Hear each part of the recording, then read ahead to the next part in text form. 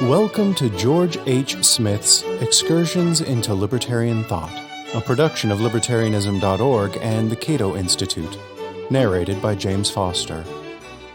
Ayn Rand and Altruism, Part 4. In Conservatism and Obituary, an article based on a lecture delivered at Princeton University in 1960, Ayn Rand said, "Altruism holds that man has no right to exist for his own sake, that service to others is the only justification of his existence, and that self-sacrifice is his highest moral duty, virtue, and value. Capitalism and altruism are incompatible. They are philosophical opposites. They cannot coexist in the same man or in the same society."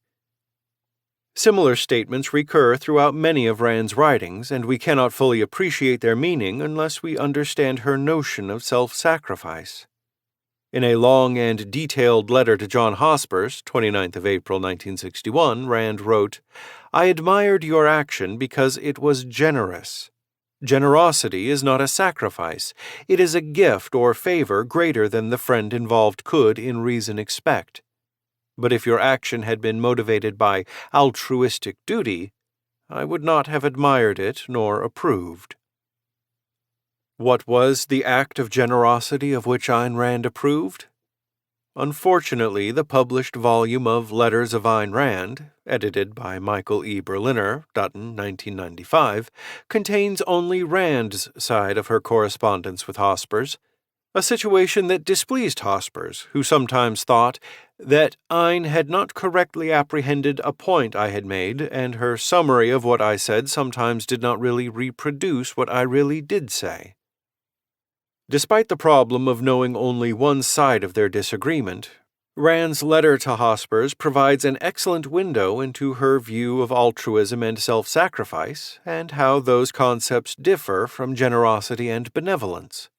It seems that Hospers, who was then teaching philosophy at the University of California, Los Angeles, had, as Rand put it, once spent 2 full nights typing a student's thesis, because he thought the student was the victim of an injustice, and Hospers wanted him to get his degree. Rand quoted Hospers as follows, "And yet, believe me, it was a sacrifice, and my classes suffered somewhat, and so did I. I was sleepy for days." After Rand had approved of the assistance given by Hospers, he was curious about her reasons. Was she not opposed to self-sacrifice after all? As indicated in the passage quoted above, Rand responded by distinguishing between sacrifice and generosity. Rand attributed the unusually generous assistance by Hospers to that fact that he valued his student who had been the victim of an earlier injustice and wanted to help the student finish his degree. These were personal values for Hospers, things he valued more highly than the discomfort caused by lack of sleep. His action was not a sacrifice because he did not give up a higher value for the sake of a lower value. As Rand wrote elsewhere, sacrifice is the surrender of a greater value for the sake of a lesser one or of a non-value. Suppose, Rand continued, that the 2 nights that Hospers went without sleep could have caused the relapse of a dangerous illness, or suppose that his teaching would have suffered considerably rather than somewhat as a result. Such scenarios would have qualified as authentic sacrifices, because Hospers would have risked his own health and happiness for the sake of a person who was not especially close to him, so Rand would not have approved. According to Rand, the lesser values we forego in our efforts to achieve goals that we value more highly do not qualify as sacrifices. Only if we forego those values from a sense of duty may we properly speak of self-sacrifice. Here is how Rand put the matter in This is John Galt Speaking from Atlas Shrugged. "If a mother buys food for her hungry child rather than a hat for herself, it is not a sacrifice. She values the child higher than the hat. But it is a sacrifice to the kind of mother whose higher value is the hat, who would prefer her child to starve and feeds him only from a sense of duty. If a man dies fighting for his own freedom, it is not a sacrifice. He is not willing to live as a slave, but it is a sacrifice to the kind of man who's willing. If a man refuses to sell his convictions, it is not a sacrifice unless he is the sort of man who has no convictions. Rand's example of a hat and a hungry child has occasioned a good deal of spirited controversy on various internet forums. I know this because I have participated in several prolonged debates over the past dozen years. According to critics of Rand's hat scenario, it is impossible to forego a higher value for a lesser value because all actions are necessarily motivated by what we value most highly at a given point in time. Thus, a mother who chooses to buy food for her child rather than purchase a hat for herself supposedly demonstrates through her action that she values the child more than she values the hat. So it is incorrect to speak of her sacrificing a higher value for a lesser value. Such a thing is literally impossible. This objection overlooks Rand's stress on acting from a sense of duty, which she regarded as essential to altruism. Rand stressed this feature of altruistic acts again and again, including in her letter to John Hospers. If your action had in fact been a moral duty, the student would have had a right to it.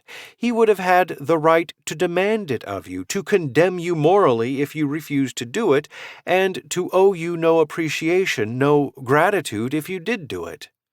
Duty on the part of one man implies a claim on the part of the other. Thus, according to altruism, you owed your services to the student, but he owes you nothing thereafter. He has merely collected his rightful due. Wouldn't a moral situation or a human relationship of this sort turn your stomach? It turns mine. And yet, this would be pure altruism consistently applied. Observe that this is the exact way it is applied in politics. On a grand scale, men are taxed to support the needy, yet the needy owe them nothing in return, not even gratitude or respect, nothing but insults, denunciations, and further demands. Rand's hat example was unfortunate insofar as it does not take into account the special moral obligations of parents to their children, especially helpless infants, an element that complicates matters considerably. Nevertheless, other examples given by Rand, both in Galt's speech and elsewhere, such as that of the man who dies fighting for his freedom, make her basic point sufficiently clear.